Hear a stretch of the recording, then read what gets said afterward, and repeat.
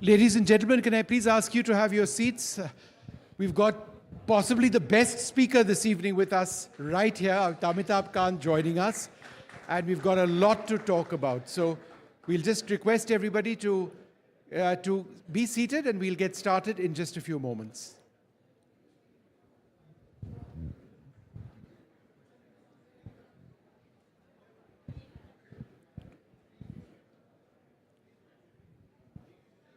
Well, tonight we shift our focus to a seismic geopolitical shift, the rising prominence of India and the broader global south.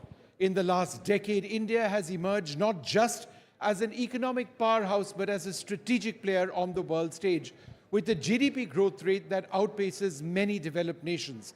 India's digital revolution, space prowess, and our pharma industries are making headlines around the world.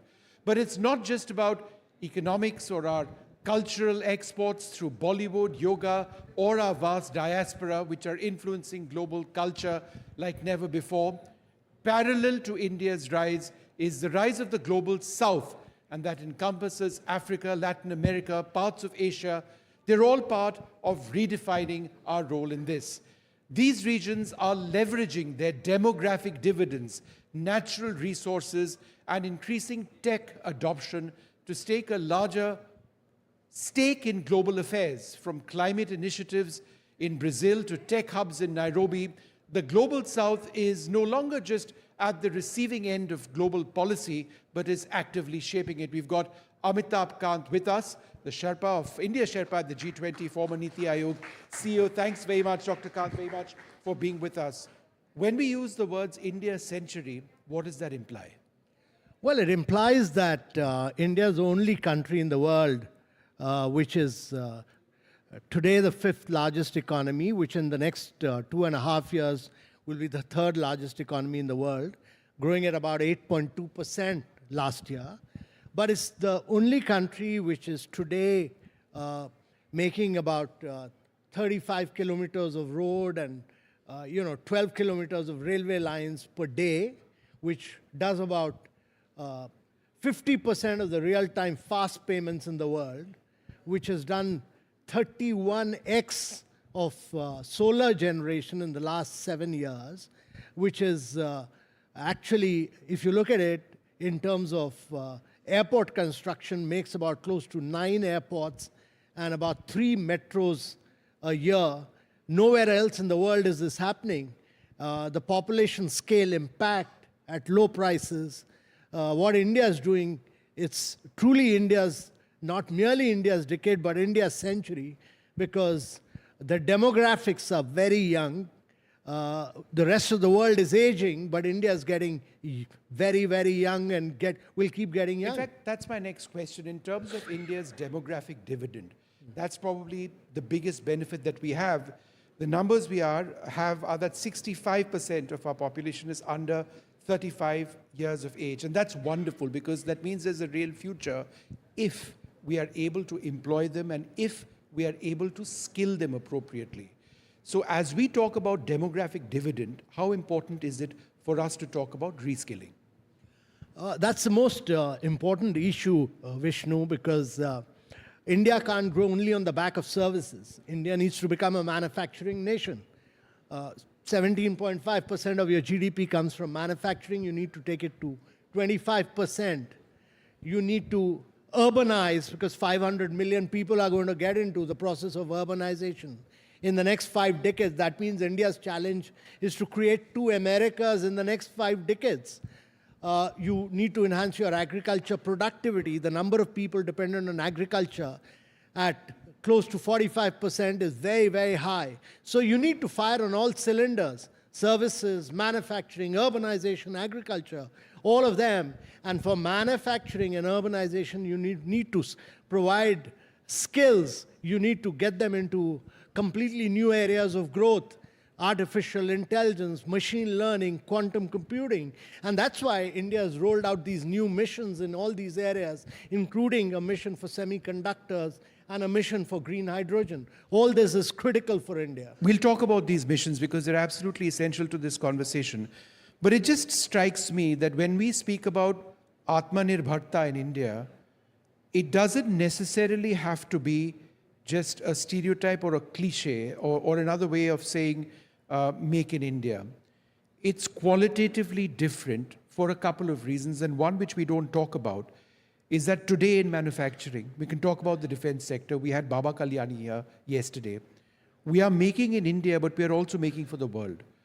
Not only are we making for the world, we are able to produce items, whether it is pharma, whether it is defense items, to the same standard at a cost-effective price and as well as anybody in the world. So Atmanirbharta isn't just about India, it's about India and the world. So when we talk about Atmanirbharta, it's about being an integral part of global value chains. You can't grow at rates of 9 to 10% per annum, year after year, for 3 decades or more. That's what you need to do. So we must understand that when we're talking about becoming a Viksit Bharat, we are talking about becoming a $30 trillion economy in 2047. Growing from 4 trillion to 30 trillion means that your GDP has to grow 9 times. Mm-hmm. Your per capita income has to grow 8 times, and your manufacturing has to grow 16 times. That's the challenge. And I think for overcoming that challenge, India needs to really become a very integral part of value chains and penetrate global value chains. You know, you need to export in a very big way. And that's why this big thrust on production-linked incentive scheme, which India has done, that is, you grow bigger, biggest, and then, because you need 10,000 large manufacturing companies here to penetrate global markets, and you need size and scale of manufacturing to penetrate, and you need 12 states, 12 Indian states to grow at 10% plus, and that has to happen. So you need ambition and hunger in states to grow rapidly, and you need large companies to penetrate global markets. That's the challenge. Let's talk about the Semiconductor Mission, because one of the key focal points in that is we must have resilient supply chains. Yeah. We cannot just depend on Taiwan. We cannot just depend on Japan or ensure that China has a dominance in high-tech manufacture in certain areas. If we are to realize our potential in semiconductor manufacture in India, how will that translate into growth for the Indian economy? So, Vishnu, let me first tell you that, the global supply chains across the world are badly disrupted. They're disrupted because the United States has just imposed 100% duty on imports from China on electric vehicles. It's imposed 50% duty on batteries, on solar imports. It has imposed this because it says, and rightly so, it says that China subsidizes manufacturing, government supports it, and therefore they're doing extra production to penetrate global markets, and that is why China is controlling 70% of the EV market, it's controlling 75% of the solar market, it's controlling about 74% of the battery market, and therefore we must put an end to this oversupply in the global markets, but US is also responsible for outsourcing all its manufacturing to China in the last 3-4 decades. And therefore, global supply chains are disrupted. And you should read a book by a guy called Chris Miller on the chips war. And what it says is, if China was to annex Taiwan tomorrow, then it'll control automobiles, it'll control batteries, it'll control defense, it'll control aerospace, because the whole world will be running on chips.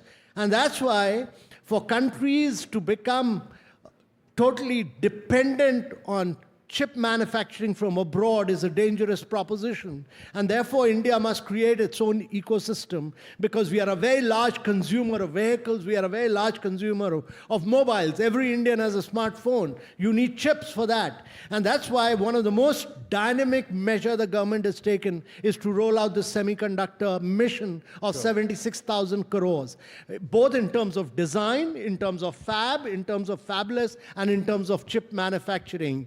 And that, to my mind, will be transformational in the days to come. When we talk about India's digital future, you can look at it in dozens of different ways. Digital commerce, ease of living, etc., etc. I want to firstly focus on 6G being a reality around the world and in India in a finite amount of time, how will the induction or the introduction of 6G technology and greater bandwidth available to all telecom manufacturers translate into a new reality for us, which will again help us economically? No, so that's critical because we were late in 2G, 3G, 4G. We just about caught up in 5G, and we should be ahead of the rest of the world in 6G. Why it's important is because India's model of digitization is very different from the rest of the world.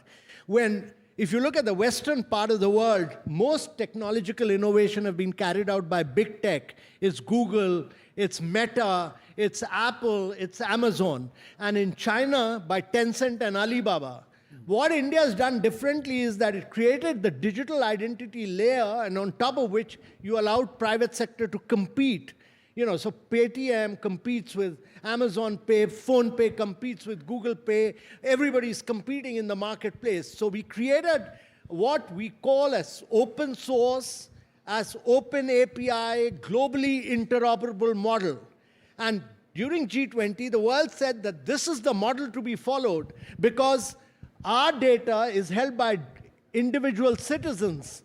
Your data is controlled by you under the Digital Empowerment Protection Architecture, whereas in the West, all the data is controlled by Google and by Meta, and in China by Tencent and Alibaba.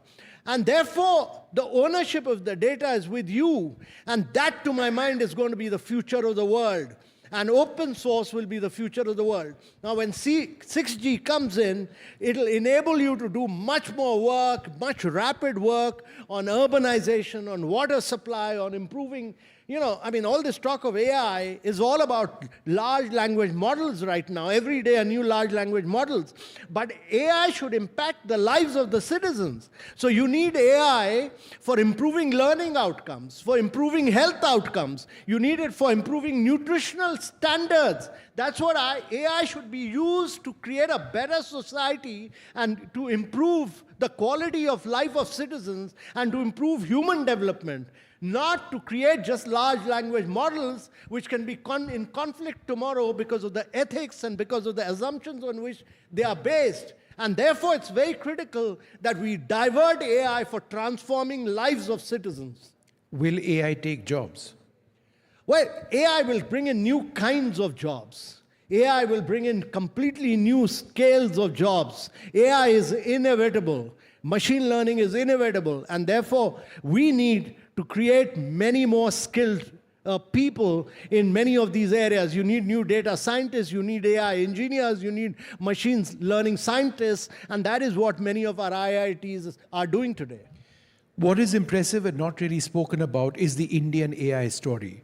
The fact that you've got young software and other engineers working on an Indian AI model for an Indian requirement. Can you tell us about that? So you have many young startups. You have the story of Sarvam. You have the story of Perplexity. All these are young Indian AI companies which are doing transformational work. And I think much like we have created a model of digital public infrastructure, which has been transformational. All this, nowhere in the world does it happen that 50% of the real-time fast payments happen in India. 51% of the fast payment happened in India. China was next with 22%. Nowhere in the world does this happen that 30% of the stock market is controlled by young startups. Nowhere in the world does this happen that you can get an insurance policy in 1 minute. When I was a young officer, it used to take me 7 months. So we do transactions from identity to credit to fast payments to insurance to stock market in 30 seconds to 1 minute on the mobile, on the go. And therefore, what you will see is a different scale of transformation on AI from India. And I think increasingly AI will be open sourced. When we talk about the G20 process and digital inclusion, how has India offered not just our knowledge, but our actual digital governance models to nations of the G20? And how is that, the potential of that absolutely enormous? Let's talk about the global south now. So the only way, in the next 4 decades, according to both IMF and World Bank, 3/4 and it's very important because I see a lot of young people here. 3/4 of the growth in the world is going to come from the global south. You know, this year, if you look at it, IMF says that the global growth is going to be 3.2%. The developed countries' growth is going to be 1.8%. The developing countries' growth is going to be 4.4%. So in the coming years, all the growth is going to come from the global south. And it's going to come from global south because the demographics are young in India, Asia, and in Africa. The population is aging in America, the population is aging in Europe, but the population is extremely young in India and Africa, and therefore all the growth is going to come from here. Now, if all the growth is going to come from here, then you need the use of technology, you need the restructuring of financial institutions, both World Bank and IMF, the international financial architecture, which was designed for the post-World War II, has to be reconfigured for the global south. And that is what India is trying to do. And in the G20, India's key role, the Prime Minister Modi's key role, was to make African Union a member of G20 and make this into G21. That was his key role. He made it G21. And by doing this, he took the G20. G20 used to be just 76% of the global population. He took it to 90%, making it very inclusive. India's space economy. We live in a times when we've got the Elon Musks of the world doing incredible work, let's face it. There is a lot of money to be made in space. There is genuine science to be followed. Do you believe that ISRO needs to grow faster and be more international in terms of commerce and its vision and its ambition? No, I don't think, ISRO needs to just be a facilitator and a catalyst and allow the young startups of India to do all these launches, rocket launches, use the technology for ISRO has done its path-breaking work. But now it needs to allow a lot of all the launches, all the satellites from across the world must be launched from India. That should be the objective. Much like what many of Indian startups are doing today, India should really be India has done exceedingly well in the space sector. One of the great things India has done, the Prime Minister has done, is to open up the space sector, open up the drone sector, open up the geospatial sector, and all these sectors have been opened up for young startups to do path-breaking work. We haven't focused on the clean energy transition. One of the big concerns is that we know the technology which is available and the fuels which are available, but we aren't quite at the right price point when it comes to green hydrogen, when it comes to other new forms as well. Even batteries have come down in cost, but perhaps not as much as we would like. So two questions. One, green hydrogen. Secondly, the cost of batteries coming down even further. So Vishnu, India's the only G20 country which has achieved its Paris commitment 9 years ahead of schedule. It has done 200 gigawatt of renewables. It brought down the price of renewable from 24 rupees to 1 rupee 99 paisa. Then it bought 400 million LED bulbs and brought down the price to just 15% of the original price by the sheer size and scale of India. Then it went in for an electric bus tender for 6 cities, about 6,000 buses, and it demonstrated that actually electric buses can cost, the tender demonstrated that electric buses will be cheaper than combustion fuel buses, than the diesel buses.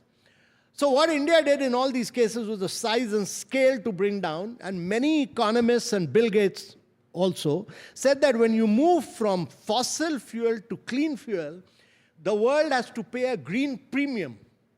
India demonstrated that you don't have to pay a green premium, use your size and scale of India, you can do it at a green discount. No other country has done it what India has done. And, we import fossil fuel worth 180 billion. What the Prime Minister said is that by 2047, when India becomes 100, we should be an exporter of clean energy. That means use renewable. You're climatically blessed. You use renewables, crack water, produce green hydrogen, and become the largest exporter of green hydrogen become the biggest exporter of green hydrogen, and become the largest manufacturer of electrolyzer. The cost of green hydrogen right now is $4.5 per kilogram.